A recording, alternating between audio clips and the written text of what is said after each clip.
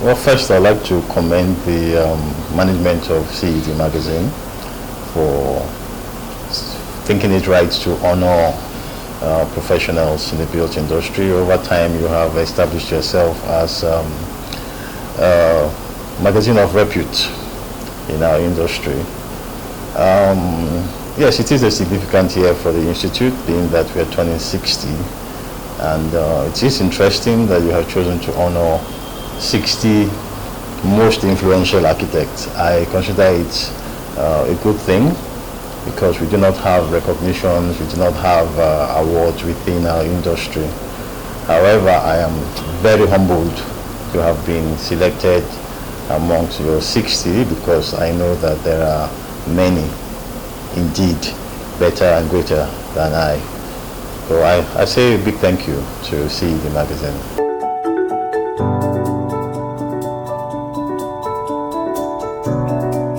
I say definitely no. We certainly are not where we should be. 60 years is a very long time in the life of a nation. It's also a short time depending on what you're looking at, but there's absolutely no doubt people have done much better. Of course, our problems have been quite a lot. Some of them are planning issues, some are financial issues, and then in some cases technical. But I think in the midst of all of those challenges, we've done well. And if we have an established roadmap that is taking us where we want to be, hopefully, if all of those things come together, we should be able to make up for lost time, because we have indeed lost a lot of time.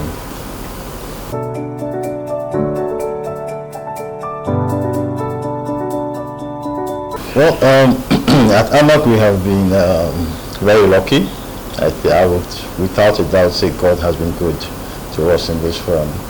We have the privilege of having worked with a few good clients, because I always tell people in the industry, you need one or two good clients. That's all you need to make your practice. You have a lot that, well, I wouldn't call them time wasters, but your energies have to be spread. They just have to be spread. And in Amarch, we have had the privilege of working on a vast variety of projects, schools, financial institutions, residential apartment blocks, estates, religious buildings as well. And well, we've had quite the interesting thing about architecture is once you have a building out there, it becomes a reference. And we've had a few built projects that have served as references and have given clients the confidence to give us more work. And so we remain hopeful that as the progression has been in the past few years, that we even go to greater heights.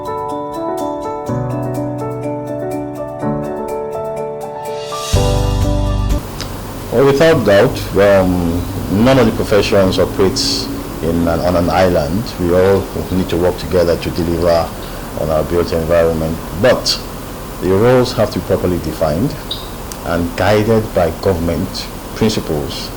Where we have people crossing into other people's fields, it's probably because we do not have laid down regulations that are being enforced. And so the responsibility of enforcement is that of every single professional. It's obvious that if you find somebody in a profession that is not properly qualified to and attempting to practice, the laws of the land should protect the real professionals and enable you report and enforce to stop such encroachment. That said, as architects, we are leaders of the built team, the environment team, and perhaps we also need to step up and make our position more visible and make our enforcement more appreciated. A lot of people still look at architects on the site and say, oh, engineer this, engineer that. I think it's just because they're not enlightened, and it is our responsibility as architects to enlighten the public by being more visible and being more responsible in our duties as architects.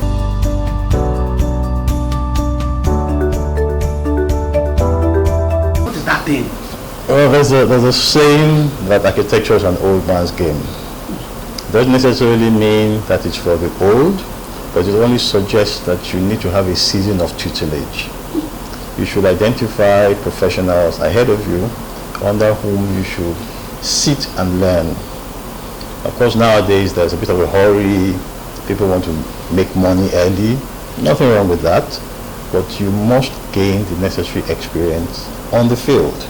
And it's a continuous process. We are all learning every day, but if people are willing to sit and learn, I think the sky is the limit for absolutely everybody. There's so much space in the sky for each and every architect to excel.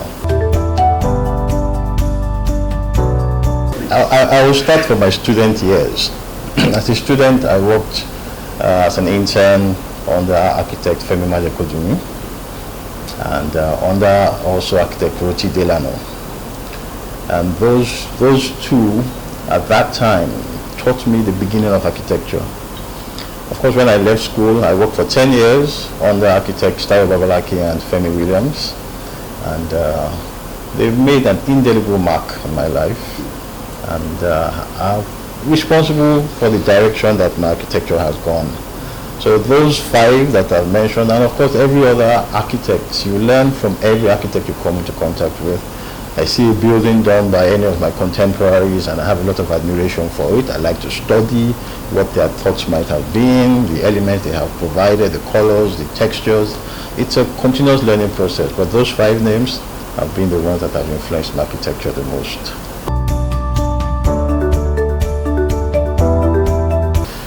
Okay, first I want to wish the NIA very happy and successful year. Coming of age 60, and also congratulate the Institute on its successful AGM that was just concluded in Makurdi. I also want to thank most especially architect Femi Majokodumi, architect Roti Delano, architect Tayo Babalaki, and architect Femi Williams. You grounded me in architecture, and my story cannot be told without you. I want to say a big thank you, and I wish the Institute well.